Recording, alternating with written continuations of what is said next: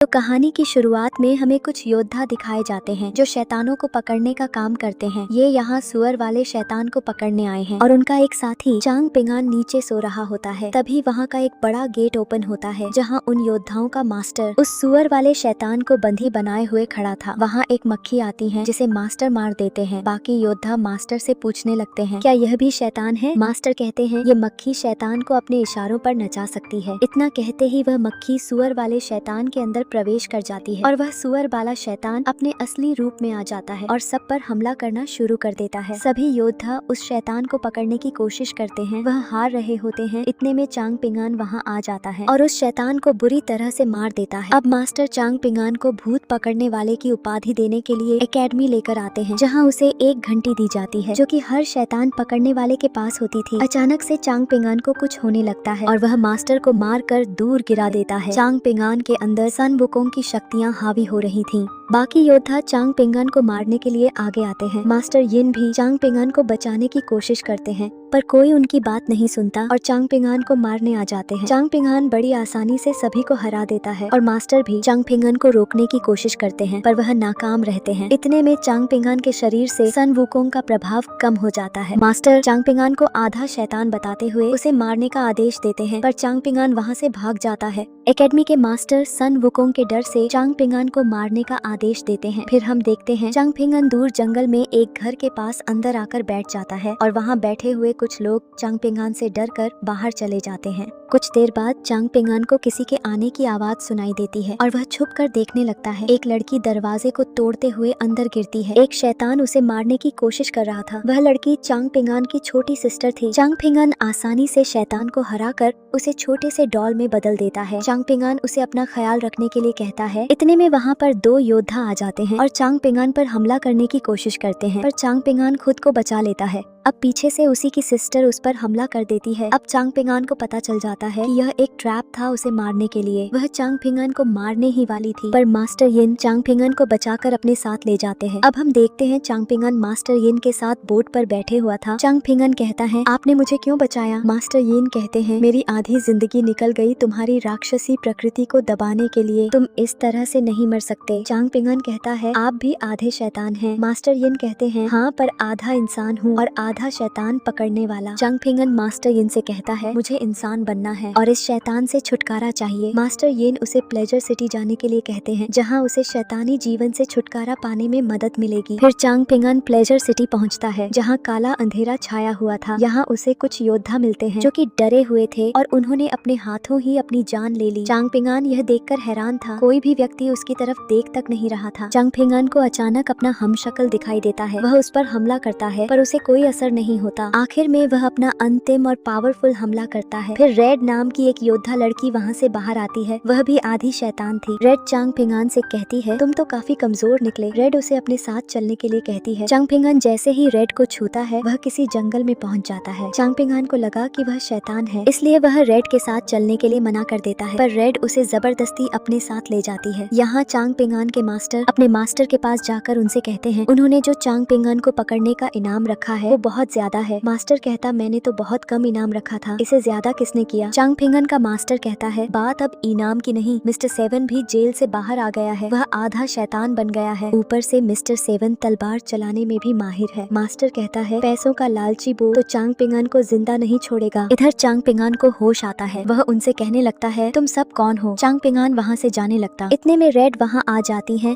और उसे जाने से रोक देती है। रेड चांग पिंगान के बारे में जान चुकी थी कि वह आधा शैतान है पर रेड को वह पसंद था। रेड देखती उसे चोट लगी है। रेड उसे वहाँ बैठाकर बाहर चली जाती है। रेड के दोस्त चांग पिंगान को वहाँ से भाग जाने के लिए कहते हैं। चांग पिंगान यहाँ से बाहर निकलने की कोशिश करता है। चांग पिंगान को आगे मिस्टर सेवन मिलता है। वह उसे ले जाने आया था ताकि इनाम का सारा पैसा ले सके। चांग पिंगान उसे मिलकर शैतान पकड़ने के लिए कहता है पर मिस्टर सेवन हंसने लगता है। इधर रेड भी आ जाती है और चांग पिंगान के बिना बताए चले जाने पर उसे डांटने लगती है दोनों आपस में बातें कर रहे थे। इधर मिस्टर सेवन उन पर तलवारों से हमला कर रहे थे। तलवारें रेड के शरीर पर टकराकर टूट रही थीं, जिसे देख मिस्टर सेवन हैरान थे। रेड चांग पिंगन को वापस भेज देती है। अब मिस्टर सेवन और रेड के बीच लड़ाई शुरू होने वाली थी, पर मिस्टर सेवन कहता है तुम मेरी तलवारों से मरने के लायक नहीं हो। इतना कहकर मिस्टर सेवन वहाँ से जाने लगता है। रेड मिस्टर सेवन की तलवारों का मजाक उड़ाने लगती, जिस कारण अब मिस्टर सेवन अपनी तलवार को बड़ा कर देता है और रेड पर हमला करने के लिए आगे बढ़ता है। रेड उसे हरा देती है और मिस्टर सेवन अपने चमचों को लेकर वहाँ से चला जाता है। यहाँ चांग पिंगन रेड के दोस्तों से डीमन कोर के बारे में पूछता है कि वह कहाँ है। फिर चांग पिंगन डीमन कोर लेने के लिए जाता है। यहाँ काफी अंधेरा था और चांग पिंगान छुप कर देख रहा था। इतने में रेड भी वहाँ आ जाती है। रेड चांग पिंगान से पूछती है तुम्हें डीमन कोर क्यों चाहिए। चांग पिंगन कहता है मैं अपने अंदर के शैतान को मारना चाहता हूँ, इसलिए मुझे डीमन कोर चाहिए। फिर रेड उसकी बातों को सुनकर खुश हो जाती है और उसे अपने साथ ले जाती है। चांग पिंगन पूछता है हम कहाँ हैं। रेड कहती है कई साल पहले महान पक्षी ने मछली वाले शैतान को डीमन कोर की पहरेदारी में यहाँ रखा था। फिर दोनों उस डीमन कोर को लेने के लिए जाते हैं। उन दोनों को पता चलता है कि वह मछली वाला शैतान पागल है। वह उठता है और रेड से पूछता है कि वो यहाँ क्या कर रहा है। रेड कहती है तुम डीमन कोर मुझे देने वाले थे। इतना सुनकर वो डीमन कोर दे देता है। फिर रेड कहती है जल्दी से डीमन कोर को निगल लो, इससे तुम आधे शैतान नहीं बनोगे। चांग पिंगान उसे निगल लेता है और वह महान पक्षी में बदलने लगता है। वह रेड से पूछता है कि उसके साथ क्या हो रहा है। रेड कहती है यह महान पक्षी का डीमन कोर है, जिससे आप पूरी तरह से उनके जैसे बन जाओगे और उनकी शक्तियाँ भी प्राप्त कर लोगे। चांग पिंगन कहता है मुझे यह नहीं चाहिए। उसे लगा शायद वह नॉर्मल इंसान की तरह बन जाएगा, पर ऐसा नहीं हुआ। चांग पिंगान दर्द से जूझ रहा होता है। रेड उसे बचाने के लिए उसके होठों पर किस करके उस डीमन कोर को अपने अंदर खींच लेती है और चांग पिंगन ठीक हो जाता है। चांग पिंगन देखता है जब रेड ने उसे किस किया था तो उसकी आंखें क्रिस्टल जैसी साफ चमक रही थी। चांग पिंगन को मास्टर यिन द्वारा बताई गई बातें याद आ जाती हैं। चांग पिंगन को लगा कि रेड ही वह डीमन कोर है, इसलिए वो असली डीमन कोर को चुपके से फेंक देता है और दोनों वहाँ से चले जाते हैं। आगे उन्हें मिस्टर सेवन मिलता है जो उन पर हमला कर देता है। रेड को पता चलता है कि उसके माता पिता की हत्या भी उसी ने की थी। मिस्टर सेवन अब पूरी ताकत से दोनों पर हमला कर रहा था। रेड चांग पिंगन को लेकर वहाँ से भाग जाती। फिर हम देखते हैं चांग पिंगन एक सपना देख रहा है जिसमें वह मास्टर यिन से डीमन कोर के बारे में कहता है। मास्टर यिन चांग पिंगन से कहता है रेड ने तुम्हें चारे की तरह इस्तेमाल किया ताकि वह सभी शैतान भगाने वालों को मार सके। फिर चांग पिंगन बदला लेने के लिए शपथ लेता है कि जब तक रेड से शादी करके उसे मार नहीं देता तब तक चैन से नहीं बैठेगा। और इधर रेड और उसके दोस्तों को भी यह बात पता चल जाती है। चांग पिंगन जैसे ही उठता है तो वह कहने लगता है क्या मैं नींद में बोल रहा था। सभी दोस्त चुप थे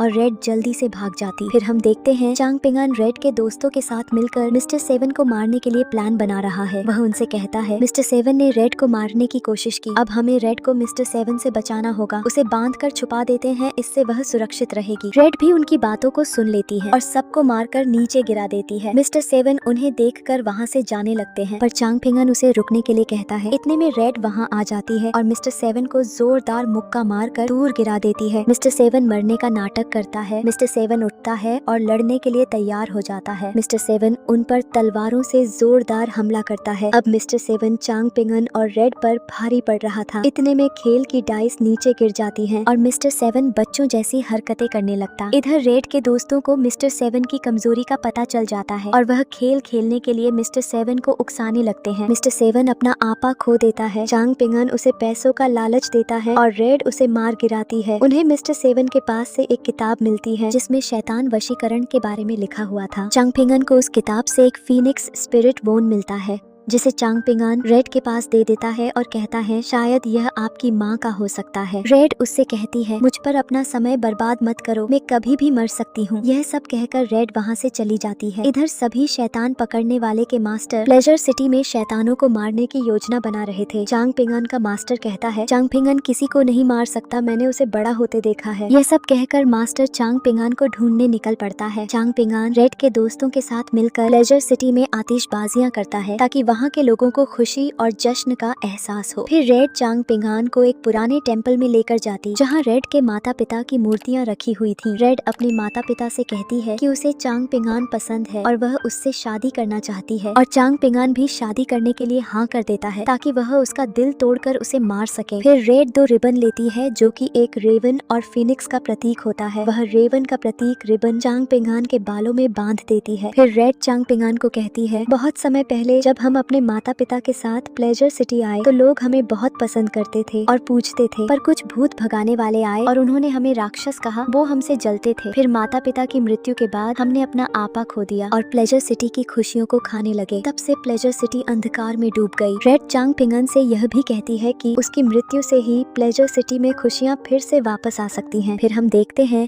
यहाँ रेड चांग पिंगन से शादी करने के लिए तैयार हो रही है और इधर चांग पिंगन टेम्पल के बैठा हुआ था। मास्टर यिन वहाँ आता है और उसे रेड को मारने के लिए कहने लगता है। वह एक मूर्ति को नीचे गिराता है जिसके अंदर चांग पिंगन का मास्टर था, वह मर चुका था। अब चांग पिंगन गुस्से में रेड के पास जाता है और उसे ही अपने मास्टर की मृत्यु का जिम्मेदार ठहराता है। रेड उससे प्यार करती थी पर चांग पिंगन उसे मारने की कोशिश करता है, जिस कारण बाहर बड़ा तूफान आता है और उस घर को उड़ा ले जाता है। फिर बाहर बहुत से शैतान पकड़ने वाले आ जाते हैं और रेड भी चांग पिंगन के खातिर मरने के लिए वहाँ चली जाती है। वह लोग रेड को मार रहे थे लेकिन रेड उन पर हमला नहीं करती। यह देखकर चांग पिंगन को दुख होता है और वह रेड को लेकर वहाँ से भाग जाता है। लेकिन यहाँ मास्टर यिन आता है जो रेड को मारने के लिए कहता है, पर चांग पिंगन ऐसा नहीं करना चाहता था। रेड खुद ही चांग पिंगन के हाथों मरने की कोशिश करती है। फिर रेड के अंदर से फीनिक्स की शक्तियाँ निकलकर चांग पिंगन के अंदर प्रवेश करती हैं और वह दूर जाकर गिर जाता है। अब चांग पिंगन के शरीर से सारी शक्तियाँ बाहर निकल जाती हैं। फिर चांग पिंगन को मास्टर यिन की सच्चाई पता चलती है कि उन्होंने तो सिर्फ उसका इस्तेमाल किया था ताकि वह मंकी किंग को फिर से जीवित कर सके। उन्होंने चांग पिंगन से सब झूठ बोला था और उसके मास्टर की हत्या भी मास्टर यिन ने की थी। कुछ ही देर में मंकी किंग फिर से जीवित हो जाता है। उधर मास्टर अपने योद्धाओं को उसे मारने के लिए भेजता है लेकिन मंकी किंग अपनी एक छींक से सभी योद्धाओं को दूर गिरा देता है। वह बेहद शक्तिशाली था। फिर वह चांग पिंगन को मारने लगता है। रेड अभी जिंदा थी। वो मंकी किंग को चांग पिंगन से दूर रहने के लिए कहती है। फिर वह उसके ऊपर पत्थर फेंकती है पर उसे कोई असर नहीं होता। मंकी किंग रेड को पकड़कर उसे मार देता है। फिर मंकी किंग चांग पिंगन को भी मारकर शहर में लोगों को मारने के लिए चला जाता है। यहाँ आकर मंकी किंग सब कुछ तबाह करने लगता है। फिर वह योद्धा भी वहाँ आ जाते हैं मंकी किंग को रोकने के लिए। उधर चांग पिंगन फीनिक्स की शक्तियों से जुड़ा होने के कारण फिर से जीवित हो जाता है। वह रेड के पास जाता है और रेड उसे अंतिम बार देखती है और वह मर जाती है। अब चांग पिंगन डीमन कोर की शक्तियों से